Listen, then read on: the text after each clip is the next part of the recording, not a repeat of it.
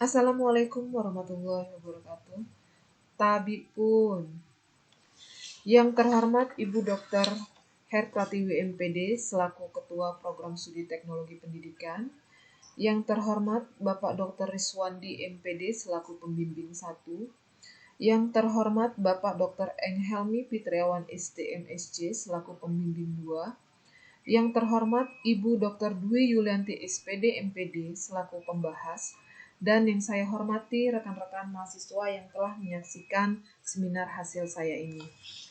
Puji syukur senantiasa kita panjatkan atas kehadirat Allah Subhanahu wa Ta'ala, karena atas limpahan rahmat-Nya lah kita semua dapat berkumpul pada hari ini, Selasa 16 Juni 2020, dalam keadaan sehat walafiat, guna menyaksikan seminar hasil tesis saya. Pengembangan aplikasi pembelajaran informatika berbasiskan e-learning untuk meningkatkan berpikir kreatif siswa di SMA Negeri 1 Pagelaran, itu adalah judul dari seminar hasil saya. Dan yang akan menjadi sub pembahasan dalam presentasi ini adalah yang pertama, pendahuluan kajian pustaka, metodologi penelitian, hasil dan pembahasan, serta simpulan dan saran. Yang pertama adalah latar belakang masalah. Perkembangan teknologi dalam dunia pendidikan telah menggeser penyampaian materi dengan metode ceramah ke arah penggunaan media pembelajaran menurut Muntoha dan kawan-kawan, yaitu pada tahun 2010. Selanjutnya adalah proses pembelajaran sering dijumpai di kelas yang biasa menggunakan pembelajaran tatap muka atau face-to-face, membuat sebagian siswa merasa bosan untuk mengikutinya. Dengan kemampuan peserta didik yang beragam, memungkinkan kita perlu membutuhkan media yang pas untuk bisa menyampaikan materi kepada siswa. Yang menjadi latar belakang masalah dalam penelitian saya ini yaitu adalah masalah yang sering dihadapi dalam pembelajaran algoritma dan pemrograman. Di sini saya mengangkat materi yaitu algoritma dan pemrograman, yaitu berupa bagaimana siswa ini dapat berpikir secara algoritma formal, berupa langkah per langkah dalam memecahkan permasalahan yang ada. Nah, ini adalah beberapa yang menjadi latar belakang, yaitu bagaimana cara untuk menguraikan masalah dengan jelas, memecahkan masalah mulai dari masalah yang mudah dimengerti, selanjutnya merancang demi langkah untuk memecahkan permasalahan. Selanjutnya yang menjadi identifikasi masalah yang pertama adalah pembelajaran informatika yang hanya berpusat pada guru. Selanjutnya guru membutuhkan media yang menjelaskan konsep algoritma pemrograman. Dan yang ketiga adalah pemanfaatan sumber belajar yang belum difungsikan secara maksimal. Dan yang terakhir adalah belum adanya model pembelajaran yang melibatkan peserta didik secara aktif. Yang menjadi batasan masalah dalam penelitian ini adalah yang pertama, bagaimana mengembangkan pembelajaran berbasis e-learning. Yang kedua yaitu bagaimana menguji produk kepada ahli, apakah produk yang dikembangkan ini layak atau tidak. Dan yang ketiga adalah pengujian produk, yaitu dilakukan kepada responden, yaitu untuk mengukur kemenarikan dari produk ini. Selanjutnya, rumusan masalah. Yang menjadi rumusan masalah dalam penelitian ini adalah bagaimana kondisi dan potensi SMA Negeri Pagelaran untuk mengembangkan pembelajaran ini. Yang kedua yaitu bagaimana mengembangkan. Yang ketiga bagaimana menguji kelayakan produk, dilihat dari aspek ahli media, dan bagaimana juga pengujian kelayakan produk yang dilihat dari ahli materi, dan juga bagaimana pengujian daya tarik produk yang dilihat dari pengguna atau responden yang nanti akan saya gunakan untuk menilai uji kemenarikan ini. Nah, selanjutnya yang menjadi manfaat penelitian yaitu bagi pendidik lebih memudahkan dalam mengupdate materi yang akan disampaikan kepada peserta didik. Bagi peserta yaitu dengan media ini diharapkan peserta didik bisa belajar kapanpun dan dimanapun. Mereka bisa mengukur kemampuannya sehingga bisa melakukan proses lebih cepat untuk mendapatkan materi atau pemahaman materi. Selanjutnya, kalau manfaat teoritis adalah manfaat yang teori-teori yang saya ambil selama proses perkuliahan dan saya coba implementasikan ke dalam tesis saya ini. Selanjutnya yang menjadi karakteristik e-learning yang akan saya bangun yaitu adalah penyampaian bahan ajar yang dapat diakses oleh peserta didik kapanpun dan dimanapun, tersedianya fasilitas yang mendukung untuk berkomunikasi antara peserta didik dan guru dalam pembelajaran, tersedianya soal latihan untuk mengukur kemampuan berpikir kreatif siswa, dan tersedianya evaluasi dalam mengukur kemampuan berpikir kreatif siswa dalam penggunaan aplikasi pembelajaran.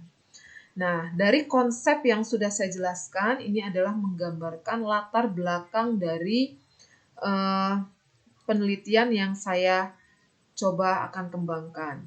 Dan langsung selanjutnya adalah masuk ke bab kedua adalah kajian pustaka. Beberapa kajian pustaka yang saya masukkan ke dalam penelitian ini yaitu teori belajar yang mendukung proses pembelajaran, media pembelajaran yang membuktikan bahwa media sangat penting dalam proses pembelajaran. Terus ada beberapa konsep pembelajaran efektif, algoritma pemrograman, e-learning, dan authoring learning management system model, dan berpikir kreatif. Ini adalah kajian-kajian pustaka yang saya gunakan untuk menjadikan referensi dari penelitian ini.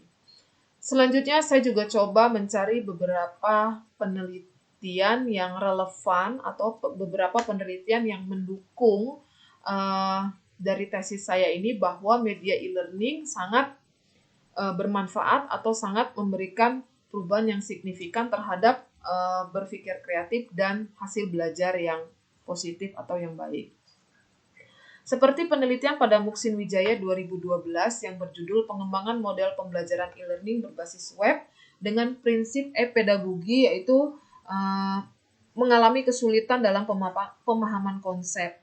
Dan di Muksin Wijaya sendiri mengembangkan media pembelajar dengan menggunakan e-learning, dengan hasil dari penelitian tersebut menunjukkan bahwa adanya nilai positif dari pengembangan menggunakan media e-learning. Selanjutnya, penelitian Fahrul Irfan di 2017 juga menjelaskan bahwa website dalam sekolah menengah atas di sini mendukung proses pembelajaran.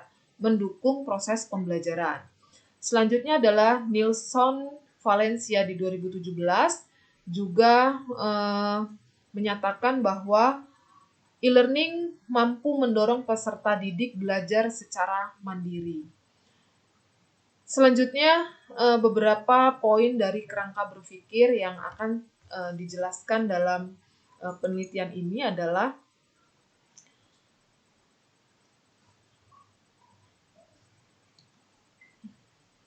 kerangka berpikir perancangan penelitian.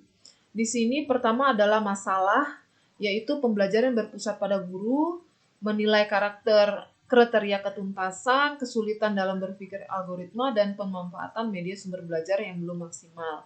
Dari permasalahan ini, peneliti coba mencari studi pendahuluan, yaitu dengan cara analisis kebutuhan dan potensi, struktur studi pustaka, penelitian yang relevan, dan melakukan model pengembangan aplikasi. Setelah melakukan studi pendahuluan, peneliti coba melakukan pengembangan, yaitu pengembangan aplikasi e-learning yang mampu meningkatkan berpikir kreatif. Selanjutnya dari pengembangan tersebut, peneliti melakukan pengujian, yaitu pengujian yang dilakukan oleh ahli media dan ahli materi. Dan untuk melihat uji kelayakan apakah produk yang digunakan ini layak atau tidak digunakan dalam uji lapangan yang akan dicobakan nanti. Nah, selanjutnya di sini ada uji validasi, ahli materi, dan ahli media.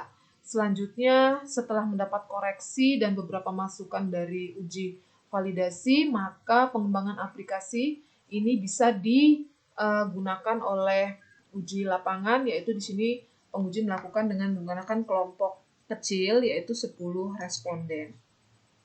Nah, ini adalah kerangka berpikir, dan selanjutnya adalah hipotesis. Hipotesis yang diajukan dalam penelitian ini adalah untuk menjawab permasalahan penelitian, yaitu bagaimana dilakukan uji kemenarikan dalam pengembangan aplikasi pembelajaran ini untuk meningkatkan berpikir kreatif. HO-nya adalah pengembangan aplikasi pembelajaran informatika berbasis e-learning itu tidak menarik digunakan dalam mata pelajaran informatika. Dan HA-nya adalah Pengembangan aplikasi pembelajaran informatika berbasiskan e-learning sangat menarik digunakan untuk meningkatkan kemampuan berpikir siswa dalam materi algoritma dan pemrograman. Ya, ini adalah hipotesis yang akan saya hasilkan pada saat penelitian nanti. Metodologi penelitian, di sini metodologi penelitian yang digunakan peneliti adalah dengan menggunakan research and development yang dikembangkan oleh Sugiono 2012. Adapun tahapan dari metodologi penelitian ini yaitu dengan menggunakan and development, di sini menggunakan 10 tahapan. Tetapi dalam penelitian ini peneliti hanya sampai menguji pada 6 tahap dikarenakan kondisi dan hal-hal lain yang mengakibatkan peneliti hanya sampai melakukan sampai 6 tahap. Selanjutnya adalah tempat dan waktu penelitian. Penelitian ini dilakukan di SMA Negeri 1 Pagelaran Pringsewu dan prosedur pengembangan di sini secara garis besar yaitu peneliti hanya melakukan studi pendahuluan dan perancangan dan pengembangan. Draft meliputi perencanaan produk, pembuatan desain produk, validasi produk ahli, perbaikan, produk hasil validasi, uji coba secara terbatas. Nah, ini yang dilakukan peneliti. Selanjutnya adalah pengujian produk. Pengujian produk ini dilakukan oleh kelompok kecil dengan 10 responden, terdiri dari 5 siswa, kelas 10 MIPA 3, dan 5 guru informatika, yaitu perwakilan dari MGMP, pembelajaran ataupun MGMP dari mata pelajaran informatika. Teknik pengumpulan data yang digunakan dalam penelitian ini adalah yang pertama adalah metode wawancara, metode angket, dan pengamatan langsung. Instrumen penelitian adalah tes, non-tes. Non-tes sendiri itu terdiri dari angket analisis kebutuhan awal, angket validasi ahli, dan angket responden guru dan siswa. Teknik analisis yang digunakan yaitu untuk mengukur angket dari penyebaran yang telah peneliti lakukan, yaitu dengan menggunakan rumus seperti yang telah digambarkan seperti ini, mengambil sumber dari Sugiono 2015 dengan keterangan bahwa X rata-rata akhir dan XI nilai uji operasional angket tiap peneliti pendidikan, N banyaknya peserta didik yang mengisi angket. Selanjutnya, langkah dalam penganalisis dan instrumen validasi ahli. Di sini analisis data validasi ahli materi dan analisis data validasi ahli media. Skor validasi ahli. Validasi ahli yaitu skornya saya gunakan adalah maksimal 4 dengan pilihan jawaban kelayakan sangat baik, baik, kurang baik, dan sangat kurang baik. Selanjutnya di sini adalah tabel kriteria validasi yang saya gunakan skor kualitas kriteria kelayakan dengan keterangan bahwa rentang 3,22 sampai dengan minimal 3,22 kriteria kelayakannya valid dengan keterangan di sini bahwa tidak ada revisi. Selanjutnya adalah 3,26 dan sampai 2,51 cukup valid dengan keterangan revisi sebagian. Dan juga ada 1,76 maksimal 2,51 kurang valid, revisi sebagian, dan pengajuan ulang materi. Dan selanjutnya di skor kualitas minimal 1,00 tidak valid atau revisi ditolak. Nah, dari metode penelitian ini yaitu peneliti melakukan uji kemenarikan. Kualitas kemenarikan produk dihitung melalui presentasi yang diperoleh dari persamaan presentasi skor yang diperoleh dikalikan 100%, skor yang diperoleh dibagi skor total dikalikan 100%. Yaitu dengan menggunakan sumber Sugiono 2015 dengan tabel presentasi klasifikasi kemenarikan bahwa 90% sampai 100% sangat menarik, 70 sampai 80% menarik, 50 sampai 60% cukup menarik, 0 sampai 49% adalah kurang menarik.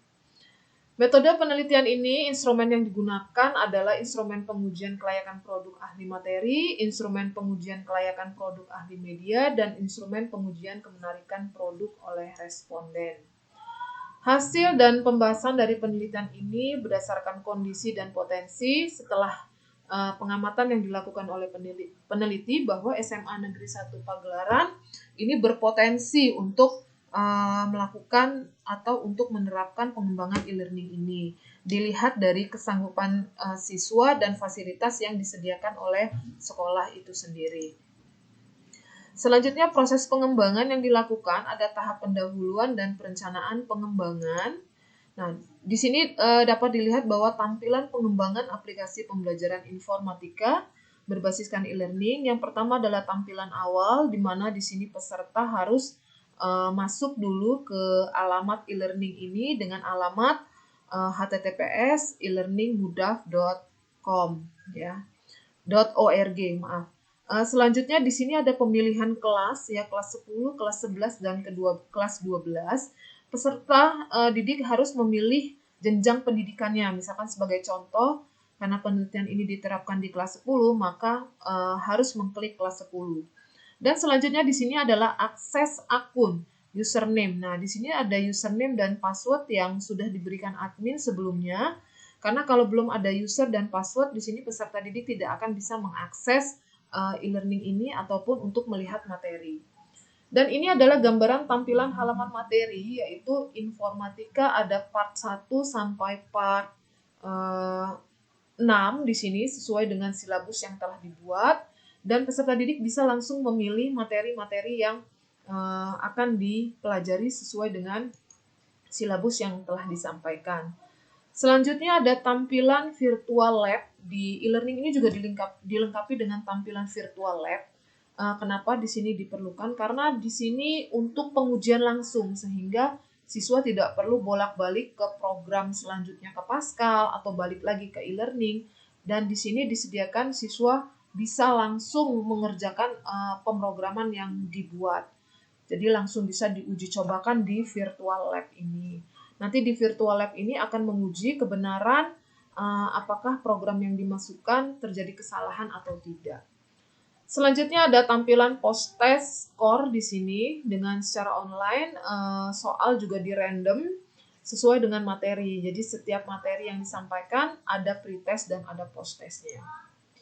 Selanjutnya ada forum diskusi. Di e-learning ini peneliti juga menyediakan forum diskusi untuk siswa berdiskusi mengenai permasalahan yang dialami pada saat proses pembelajaran dengan menggunakan e-learning. Di sini siswa dan guru bisa saling berinteraksi untuk memberikan saran ataupun memberikan arahan kepada siswa ataupun yang lainnya jika terjadi permasalahan. Selanjutnya di sini ada aktivitas siswa. Aktivitas siswa ini adalah kegiatan yang merekam seluruh aktivitas siswa, mulai dari perencanaan, proses kegiatan, dan evaluasi. Jadi kita di sini bisa melihat kegiatan apa saja yang dilakukan oleh siswa. Apakah siswa membuka materi, apakah siswa mengerjakan soal, apakah siswa melakukan praktek secara virtual lab, dan di sini bisa diakumulasi melalui aktivitas siswa. Sehingga apapun kegiatan yang dilakukan siswa dalam e-learning ini bisa di-cover atau bisa direkam secara otomatis.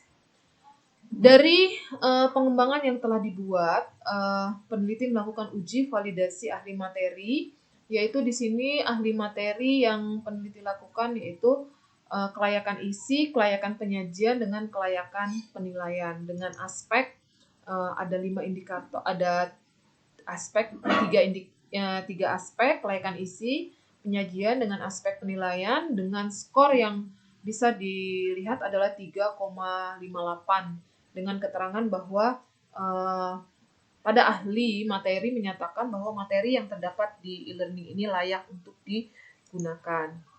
Selanjutnya juga peneliti coba menampilkan dalam bentuk gambar yang bisa dilihat atau dalam bentuk grafik peningkatan dari kelayakan isi, penyajian, dan aspek penilaian. Selanjutnya uji validasi ahli media. Di sini aspek yang dinilai ada satu, yaitu kegrafikan dengan 14 indikator.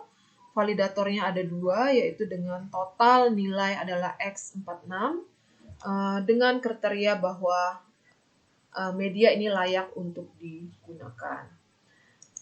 Dan ini juga bisa ditampilkan atau bisa dilihat dalam bentuk grafik validator 1 dan validator 2, 3,5 dan 3,43 setelah diskor rata-rata bahwa nilai tersebut untuk ahli media layak untuk digunakan. Dari beberapa validasi ini terdapat beberapa perbaikan yang harus peneliti lakukan, yaitu pertama di kelayakan isi, di ahli materi bahwa saran dan perbaikannya tambahkan contoh soal, perbaikan bentuk soal dengan hasilnya telah peneliti perbaiki. Selanjutnya perbaikan di ahli media yaitu perbaiki background e-learning, perbaikan kerapihan konten, dan ini semua telah peneliti perbaiki. Untuk uji kemenarikan ini peneliti lakukan untuk mengetahui keinginan lebih siswa untuk belajar dalam menggunakan aplikasi pembelajaran yang dikembangkan, yaitu dengan angket 10 responden di sini dengan 5 siswa dan 5 guru, dan ada 4 indikator yang dinilai, yaitu komunikatif, kreatif dan inovatif, pemilihan warna gambar dan video, serta kerapihan dan kemenarikan desain. Dari angket yang telah peneliti sebar, yaitu karena terhalang dengan kondisi pandemik ini, maka peneliti menyebar angket ini dengan menggunakan Google Form yang bisa langsung di-input oleh responden. Setelah diakumulasi dan direkapitulasi, hasil angket uji kemenarikan di sini memperoleh skor nilai yaitu 88% dengan klasifikasi menarik. Dan uji kemenarikan ini pun bisa dilihat dalam bentuk grafik. Peningkatannya rata-rata di sini skornya adalah 88%. Untuk pembahasan berdasarkan pembahasan yang telah peneliti sampaikan dan berdasarkan landasan teori ataupun beberapa kajian-kajian jurnal ataupun kajian-kajian teori, pendapat ahli, untuk mendukung penelitian ini, di sini peneliti coba meluruskan bahwa penelitian ini sesuai dengan beberapa peneliti yang lain, tetapi hanya diujikan kepada skup-skup tertentu.